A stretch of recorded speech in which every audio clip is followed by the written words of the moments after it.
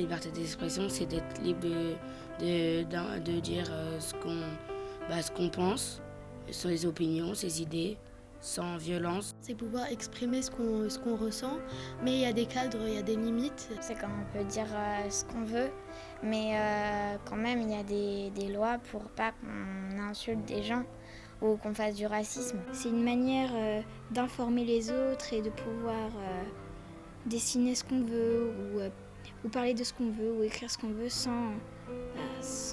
sans avoir réellement de barrière. Suite aux attentats de Charlie Hebdo, la France a pu constater que la liberté d'expression n'avait pas la même valeur pour tous. Alors pendant une semaine, la mairie du Pré-Saint-Gervais a présenté en ses murs une exposition très particulière. Je dessine est un hommage aux disparus de Charlie Hebdo, un cri pour la liberté d'expression. Dès le 7 janvier, dès le 8, dès le 9, on recevait à la rédaction près de 1 mètre cube de courrier par jour. C'était titanesque. Et dans ces courriers-là, énormément de dessins envoyés par des jeunes enfants, des adolescents, des jeunes adultes. Et avec des questions des adultes, comment on parle de ces attentats à ces enfants, comment on parle du terrorisme, comment on parle de la mort, comment on parle de la violence. Et en fait, on s'est dit que c'était vraiment pas possible de les laisser dans des cartons et que nous, on était submergés par un tsunami de mort et ces dessins-là étaient une pulsion de vie et on s'est dit aussi que c'était des outils fabuleux pour ne pas refouler. Car au-delà d'une simple exposition, c'est un vrai outil pédagogique qui va pouvoir aider les enseignants à aborder des sujets parfois sensibles et délicats. Tout a démarré évidemment à Charlie Hebdo, mais à l'issue de ce massacre, en janvier 2015, le journal a reçu 10 000 dessins.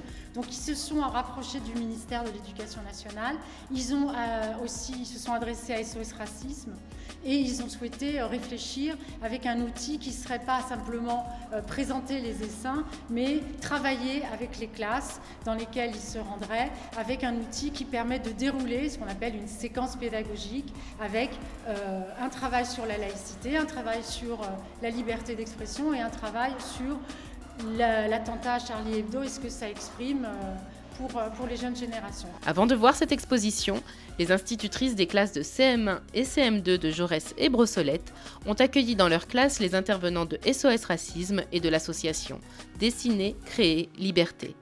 Un temps nécessaire pour comprendre et décrypter ces dessins. On part des dessins des enfants qui ont été triés pendant des mois. Ces dessins regroupent différentes thématiques. Une thématique qui aborde la laïcité, une autre qui aborde les valeurs de la République, une autre qui aborde la création.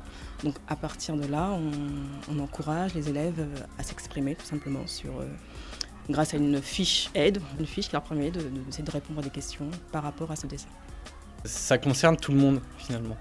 On hésitait, est-ce que les CM1 c'est pas un peu trop jeune ? Et finalement, après avoir fait quelques essais, on s'est rendu compte que les CM1 et les CM2 avaient beaucoup de choses à dire. Ils n'ont pas cette espèce de pudeur ou de gêne. Du coup, ils foncent et c'est ça qui est très intéressant. On reçoit toujours des bonnes remarques et ils sont bien plus avancés sur le sujet qu'on peut ne le penser.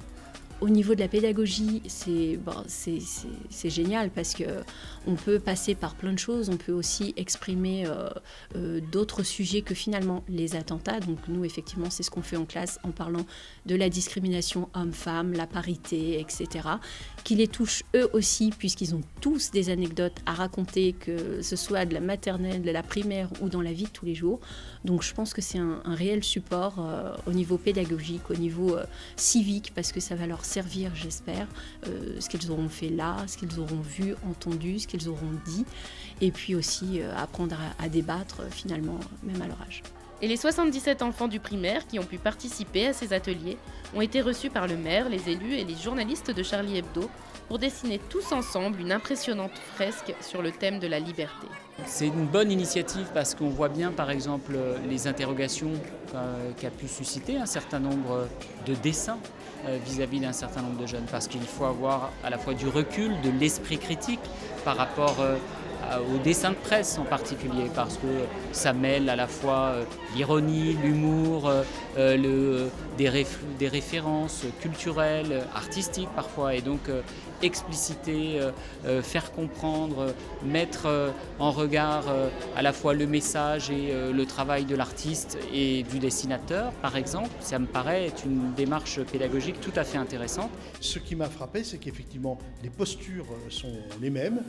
C'est simplement simplement la différence dans l'expression. Nous l'exprimons avec nos mots, eux, ils l'expriment avec le dessin, mais en tout état de cause, la pensée, elle est la même, et ça c'est franchement quelque chose quand même que j'ai découvert parce que je ne croyais pas être un acquis aussi fort auprès des enfants de cet âge.